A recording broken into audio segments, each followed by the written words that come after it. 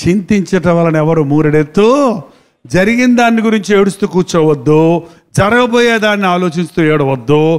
ఏనాటి కీడు ఆనాటికి యెహోవా ఈరే, ఏది ఎప్పుడు ఎవరికి కావాలో అది అప్పుడు ఆయన ఇస్తాడు. ఆకాశ పక్షులను చూడండి, అవి విత్తవు, కోయవు, కూర్చుకొనవు, గాదెలు గట్టి కూర్చుకొనవై, కానీ వాటిలో ఒక్కటి కూడా పస్తు ఉండదు. 2 కాసులకు అమ్మబోయే పిచ్చుకల్ని గమనించిన దేవుడు తన ఆకారంలో తన స్వరూపంలో చేసుకున్న నిన్ను ప్రేమించడా? నీ అవసరతలు తీర్చడా? నా నీతిని, నా రాజ్యాన్ని మొదట వెతకండి, అప్పుడు ఇవన్నీ మీకు అనుగ్రహించబడతాయి. నువ్వు ప్రభువు నమ్ముకుంటే మీ ఇంట్లో, మా ఇంట్లో నేను ప్రభువుని నమ్ముకున్నాను అన్న వాళ్ళు చేయి చూపించండి. చాలా వందనాలు, అందుకే వచ్చారు ఇక్కడికి. మా ఇంట్లో ప్రభువుని ఎరగని వాళ్ళు ఉన్నారు అన్నవాళ్ళు చేయి చూపించండి. వందనాలు చెప్పండి. నేను, మా ఆయన, మా పిల్లలు అందరూ ప్రభువుని నమ్ముకున్నామన్న వాళ్ళు చేయి చూపించండి. అందరు ఇక్కడ ఉన్నామన్న వాళ్ళు చేయి చూపించండి. మా ఇంటిలో మారని వ్యక్తి ఉన్నాడు అన్నవాళ్ళు చేయి చూపించండి. ఓకే, చాలా వందనాలు తెంపండి. మీరేం చేస్తున్నారు వాళ్ళ కోసం? ఎప్పుడు చేశారు? మారాడా మీ ప్రార్థన? నాకు దేవుడు మార్చారా వాళ్ళు? మరి మార్చబడకుండా ఏం చేస్తున్నారు మీరు? ఇంకా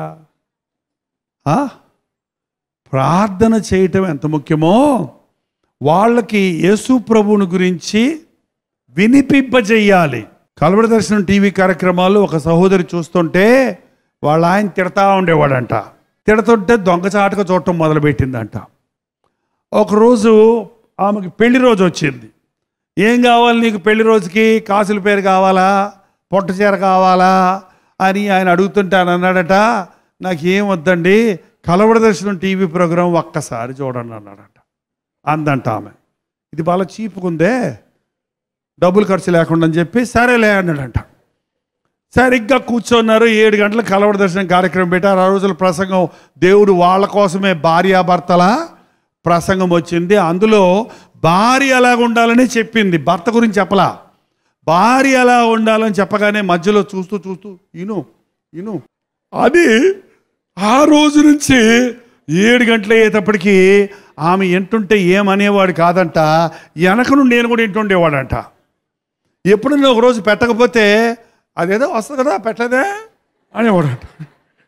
కొన్ని రోజులు అయ్యేటప్పటికి అలా వింటూ ఉండగా దేవుని వాక్యం, ఓహో దేవుడంటే ఇదా, భార్య అంటే ఇలా ఉండాలా, భర్త అంటే ఇలా ఉండాలా, యేసుప్రభు అంటే ఇంత గొప్పవాడా అని వింటుండగా ఆయనకి అర్థమైంది. తర్వాత ఏం చేశాడంటే వెనక నుంచి వినటం కాదు, ఇద్దరు కలిసి కూర్చొని వినటం ప్రారంభించారు.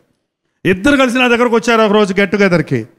వచ్చి సాక్ష్యం చెప్పారు. ఈ సాక్ష్యం నాకు ఏంటంటే, ఆయన అంటున్నాడు, అవునండి నేను మూర్ఖుడిగా ఒకప్పుడు యేసుప్రభు అంటే ఏంటో అనుకున్నాను, నా భార్యను ఆటంకపరిచాను. ఆయన వాక్యం విన్న తర్వాత నాకు అర్థమైంది, నేను కూడా యేసుప్రభుని నమ్ముకున్నాను. ఏంటండి, ఎందుకు నమ్ముకున్నాడు? యేసుప్రభుని గురించి తెలుసుకున్నాడు. మీరు మారని వారికి యేసయ్య ప్రేమను మీ బ్రతుకుల్లో చూపించాలి ముందు, తర్వాత ఆయన వాక్యం వినేటట్టుగా చెయ్యాలి, ఆయన సన్నిధికి తీసుకురావాలి. చాలామంది చెప్తుంటారు, ఏడమ్మా మీ ఆయన ఏడమ్మా అంటే రాడండి. ఏంటండి, సమరయ స్త్రీతోటి ప్రభు దగ్గర సమరయ స్త్రీ వచ్చినప్పుడు నాకు జీవజలాలు ఇస్తాను అంటే అవి నాకు ఇవ్వయ్యా అని అడిగితే ఏమన్నాడు ఆయన? నీ పెనిమిటిని పిలుచుకొని రమ్మన్నాడు. నా పెనిమిటి ఎందుకో నాకు ఇయ్యి అందా. ఏంటంటే నాకు పెనిమిటి లేడుగా అని అబద్ధం ఆడిందిలే అంటే అది వేరే కథ, ఇంకొక కథ. మనకు అంతమంది పెనిమిట్లు వద్దు, అంతమంది భార్యలు వద్దు, ఆ నరక యాతన అనుభవించనే వద్దు. ఏంటంటే మా ఆయనకి 2 భార్యలు ఉన్నారని చెప్తున్నారు కొంతమంది. నిన్న చాలామంది సహోదరులు వచ్చారండి, చాలా బాధ వేసింది నా మనసులో. మా ఆయన ఇదిగోండి చక్కటి 2 బిడ్డలను వదిలిపెట్టి నన్ను వదిలిపెట్టి పరస్త్రీతో దొరుకుతున్నాడండి, ఇంటికి రావట్లేదండి, డబ్బులు ఇవ్వటం లేదండి అని ఏడుస్తుంది. ఎంతమంది యవ్వనస్తులు అంటారు. ఇవాళ పురుషుడు విడిచిపెడితే చాలా జాగ్రత్త అండి. యవ్వన కాలములో భార్యకు ద్రోహం చేస్తే దేవుడు ఉత్తరవాదిగా ఉంటాడట. దేవుడు ఆమె పక్షంలో ఉండి నీకు తీర్పు తీరుస్తాడు ఆయన. భార్యను విడిచిపెట్టకూడదు. భర్తను విడిచిపెట్టకూడదు. ఈ రోజుల్లో భార్యను విడిచిపెట్టే వాళ్ళకంటే భర్తను విడిచిపెట్టే వాళ్ళు ఎక్కువైపోయారండి. అమెరికా స్టైల్ వచ్చేసింది ఆంధ్రాకు కూడా. నాకు వద్దు, నీతో నేను కాపురం చేయను, మా అమ్మ నాకు ఇంకొకటి నుంచి చేస్తుందంట, మాకు విడి ఆకులు ఇచ్చి. ఏంటండి భారతదేశంలో పొద్దున్న లేస్తే మంగళసూత్రాలు దండం పెట్టుకొని భర్తను గౌరవించే దేశంలో భర్తని పొరాకీరా అనటానికి దిగజారిపోవడానికి కారణం ఏంటండి? పాపం పెరిగిపోతుంది. ఏంటంటే పాపం పెరిగిపోయి భర్తను విడిచిపెట్టేయడానికి సిద్ధపడుతున్నారు, భార్యను విడిచిపెట్టేయడానికి సిద్ధపడుతున్నాడు. దేవుని కోపం రగులుకుంటుంది అట్టి వారి మీద. వేశ్యాంగులను వ్యభిచారులను దేవుడు తీర్పు తీర్చక మానడు. నీ భర్త మారాలని ప్రార్థన చేయి, నీ భార్య మనసు మారాలని ప్రార్థన చేయి, కానీ మనిషిని మార్చడానికి మాత్రం ఇంకో పెళ్ళి చేసుకోవడానికి మాత్రం అవకాశం లేదు. నువ్వు ప్రార్థిస్తే మూర్ఖుడైన నీ భర్త మనసును మారుస్తాడు. నాకు తెలుసు, నా సేవలో చాలామంది, మా ఇంట్లో మా అమ్మగారు ఎంత ప్రార్థన చేశారంటే 12 సంవత్సరాలు ప్రార్థన చేసింది మా నాన్న మార్పు కోసం. మా నాన్న ఇంజనీరింగ్ ఉండేవాడు, జోతాలు ఆడుతుండేవాడు, తాగుతుండేవాడు, కానీ మా అమ్మ ప్రార్థన చేస్తూ ఉండేది. ఒక రోజా 2 రోజులా? 12 సంవత్సరాలు. 8 మంది పిల్లలు మేము, నేను పెద్దోడిని. పిల్లలతో చక్కబెట్టుకుంటూ భర్తతో వేదన అనుభవిస్తూ ఎప్పుడు అమ్మగారింటికి వెళ్ళిపోతారో అనలేదు. అమ్మగారి ఇల్లు ఎక్కడ? కాపురమే. ఒకసారి వచ్చేసిందంట అమ్మగారింటికని.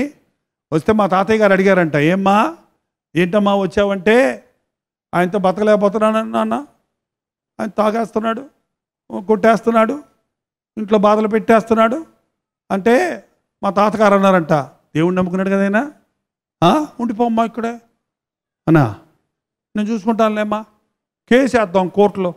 ఇదొకటి. ఇప్పుడు భర్తను వదిలిపెట్టింది కాక మళ్ళీ కేసు. ఏంటంటే భర్త మీద కేసు, తండ్రి మీద కేసు, తల్లి మీద, ఆడపడుచుల మీద. అయ్యయ్యో పొద్దున 5 వచ్చారండి మొన్న గెట్ టుగెదర్లు ఎక్కడో. అయ్యా మా కోడలు చేసిన పనికి 5 ఏళ్ల నుండి తిరుగుతున్నామయ్యా కోర్టులు అమ్మట, 5 లక్షలు అప్పైపోయామయ్యా. ఎంత అన్యాయం అండి ఇది, ఎంత అన్యాయం. నీ భర్త మీద గొడవ ఉంటే నీ భర్తతో తెలుసుకో, వాళ్ళ అమ్మ నాన్న దగ్గరికి మీరు ఎందుకు వెళ్తారు? అదేంటో మన భారతదేశంలో కోపం వచ్చిందంటే భార్య మీద వాళ్ళ అమ్మ నాన్న తిడతారు, పచ్చిబూతులు తిడతారు. నీ భర్తనుడే కదా, నీ భార్య మీద నీకు అధికారం ఉంది, వాళ్ళ తల్లిదండ్రుల మీద, వాళ్ళ అక్కచెల్లెల మీద నీకేం అధికారం ఉంది? ఎందుకు అలా మాట్లాడతారు? వాళ్ళ మనుషుడు ఫుల్గా సాతాను యొక్క అధికారంలోకి వెళ్ళిపోయారు, సాతాను ప్రభావంలోకి వెళ్ళిపోయారు. వారు ఏం మాట్లాడుతున్నారో వారికి అర్థం కావట్లేదు, వారు ఏం చేస్తున్నారో వారికి అర్థం కావట్లేదు. అలాంటి వారిని యేసు ప్రభు అక్కడే మార్చగలడు.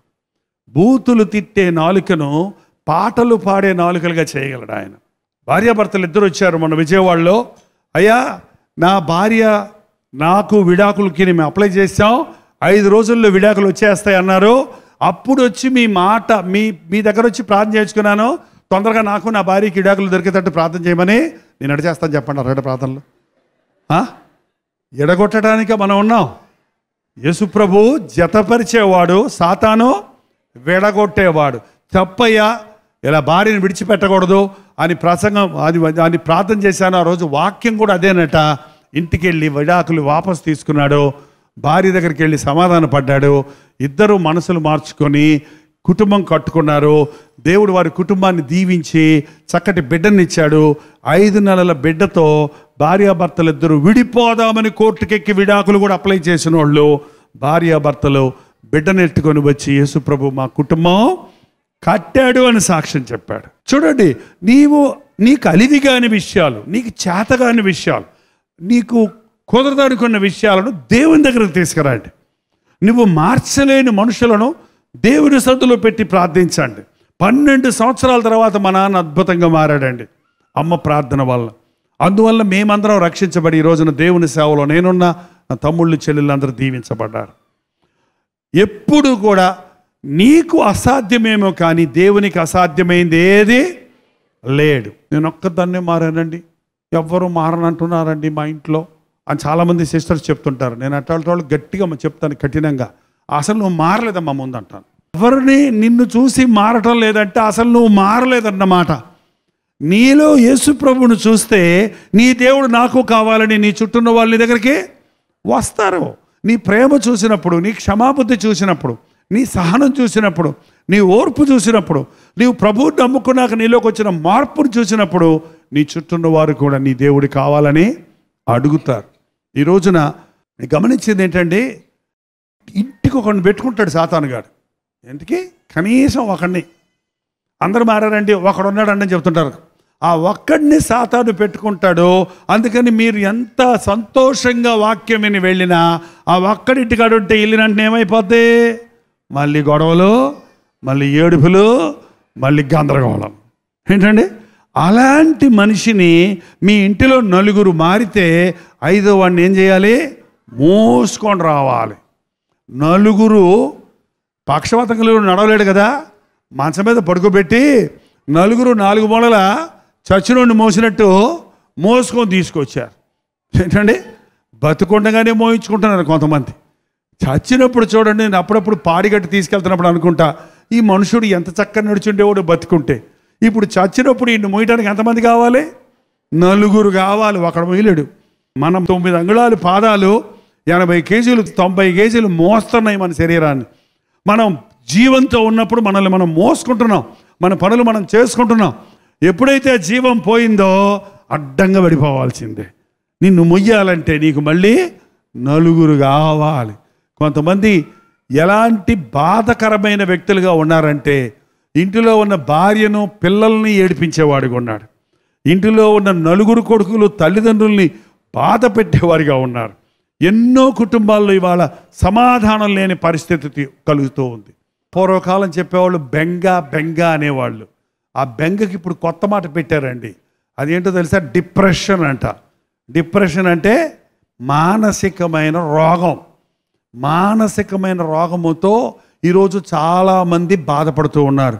అదే నిన్నటి చింత, రాబోయే చింత అన్నీ నెత్తినేసుకొని ఇవాళ ఏడుచుకుంటూ కూర్చునేవాళ్ళు అన్నమాట. ఇక నా బతికి ఏమైపోద్దో, ఇప్పుడు ఏమైంది, బాగానే ఉన్నావు కదా, రేపేమవుద్దో, మొన్నెట్టయింది అనే వాళ్ళ బాధలో తుఫాన్ వచ్చినప్పుడు చూడండి, ఆ సైక్లోను ఆ సముద్రంలో గిరగర తిరుగుతుందని చెప్తారు చూసారా?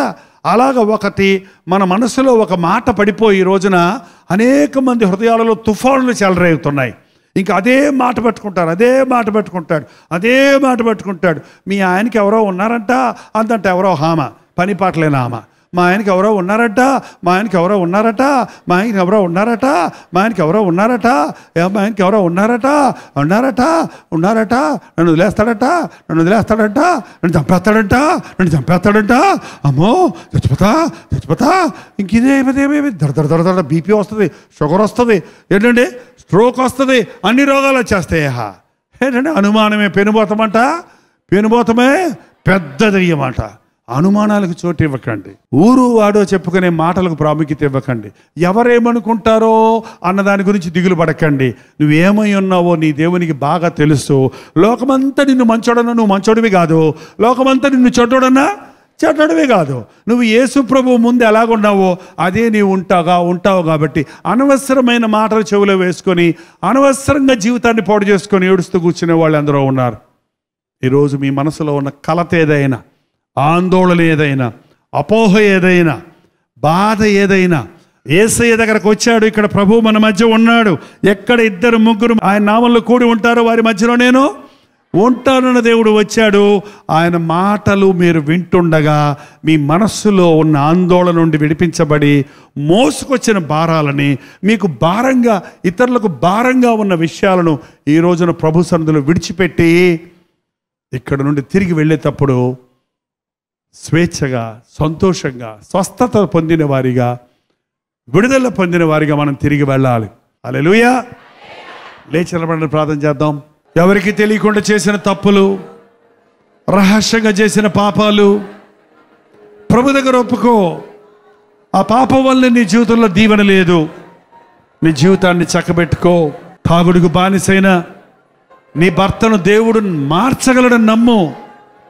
నీ బిడ్డలు దేవుడు మారుస్తాడని చెప్పు.